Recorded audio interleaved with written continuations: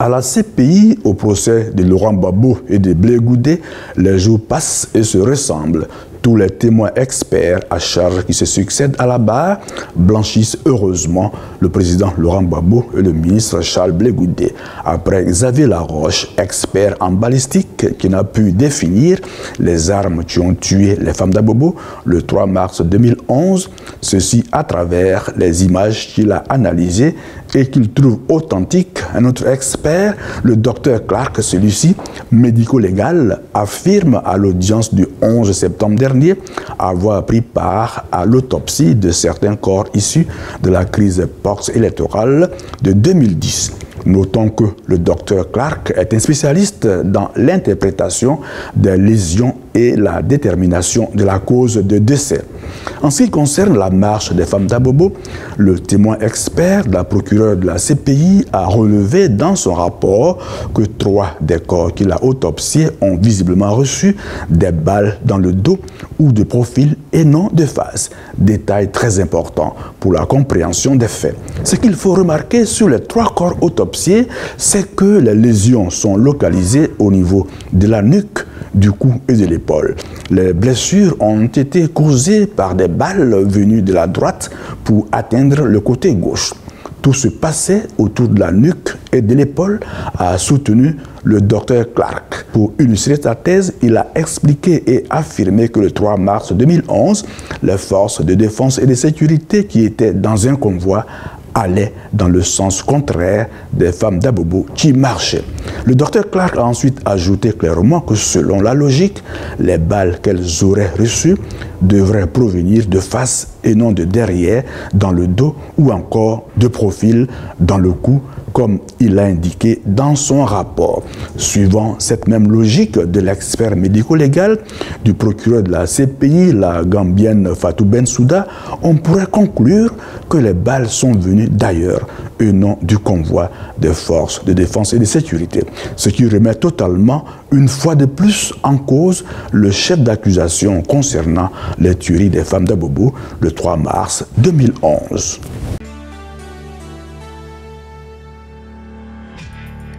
Saint-Martin, Saint-Barthélemy, l'ouragan Irma laisse des paysages dévastés.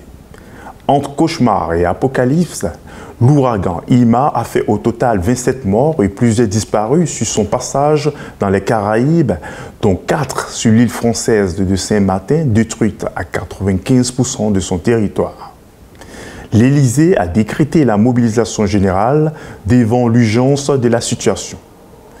Une semaine après le passage dévastateur de l'ouragan, Emmanuel Macron s'est rendu sur place les 12 et 13 septembre dernier, à Saint-Martin et Saint-Barthélemy, où il a promis des moyens pour la reconstruction des 2 îles des Antilles françaises et un retour à la normale dans le meilleur délai. Il faudra au moins 1,2 milliard d'euros pour reconstruire ces 2 îles et les travaux pourraient durer plusieurs mois. Avec des rafales qui ont dépassé parfois les 300 km/h, le cyclone record de catégorie 5, le maximum sur l'échelle d'intensité des ouragans, a sémé la désolation sur les 2 îles françaises, Saint-Martin, Saint-Barthélemy, mais aussi à Porto Rico et sur l'île de Barbuda.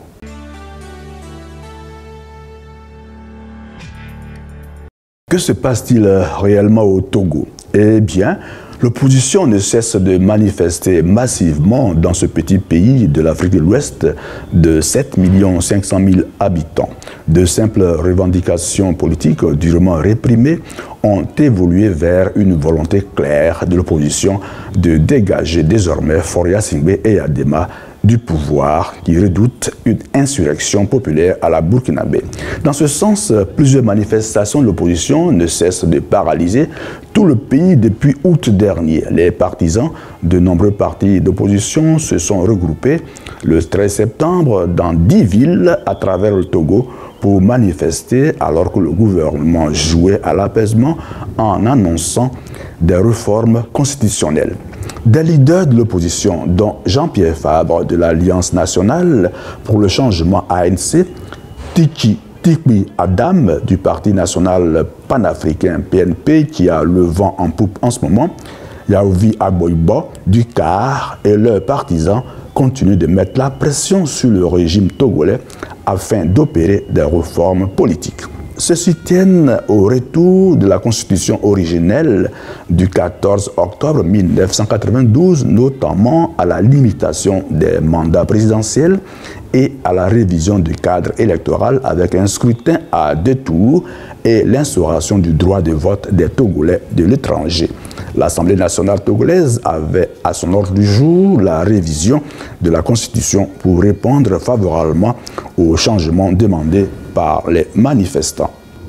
Suite à de violentes manifestations et une répression féroce, le président Faure Gnassingbé a succédé en 2005 avec l'appui de l'armée à son père, le général Gnassingbé Eyadema, qui a dirigé de main de fer et sans partage le Togo pendant 38 ans. Rappelons que le fils Eyadema a été réélu en 2010 et puis en 2015 lors du scrutin controversé et naturellement contesté par l'opposition.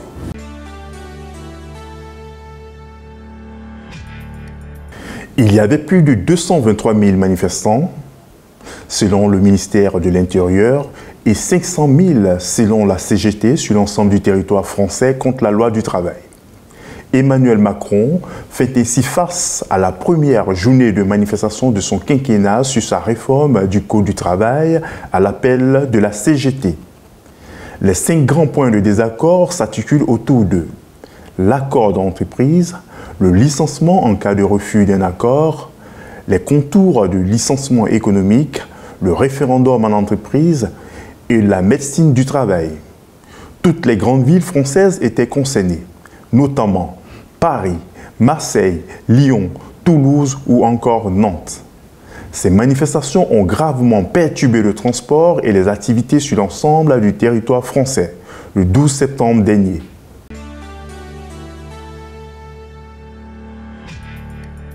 Pour saluer son 6e essai nucléaire, la Corée du Nord a organisé le 7 septembre dernier une cérémonie grandiose en hommage aux scientifiques qui ont réalisé le plus puissant test nucléaire jamais mené par ce pays. Les habitants de la capitale Pyongyang se sont rassemblés sur les trottoirs pour applaudir des autobus qui transportaient les scientifiques, les vedettes du jour. Notons que le 6e test nucléaire nord-coréen a suscité un déluge de condamnations dans le monde. Les États-Unis, la Corée du Sud et le Japon, entre autres, exigent un durcissement des sanctions des Nations Unies. De nombreux experts expliquent que la bombe de la Corée du Nord présentait toutes les caractéristiques d'une bombe H à 2 étages. Le ministère sud-coréen de la Défense a estimé la puissance de l'explosion à 50 kilotonnes. Le site spécialisé 38 North de Washington a évoqué plus de 100 kilotonnes. Le Japon, quant à lui, a parlé de 120 kilotonnes. Ces chiffres devraient en principe continuer à varier avec l'émergence d'informations avant que les spécialistes ne parviennent à un consensus. Ce qui est sûr et certain, c'est que l'engin utilisé par la Corée du Nord pour son 6e essai nucléaire était bel et bien plus puissant que la bombe américaine de 15 kilotonnes qui a rasé Hiroshima en 1945.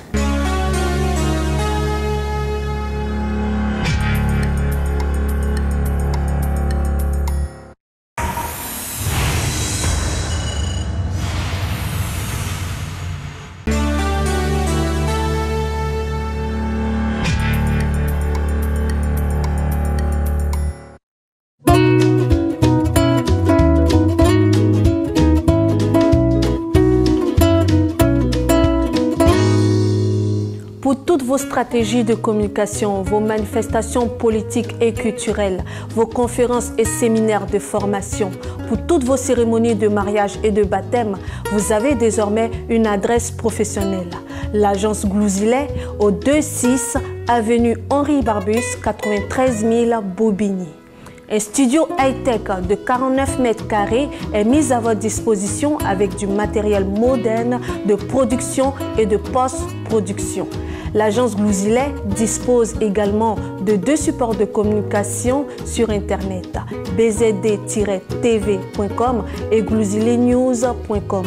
Pour plus d'informations, vous pouvez nous joindre au 09 19 588 881, 06 30 768 600, 06 65 381 367.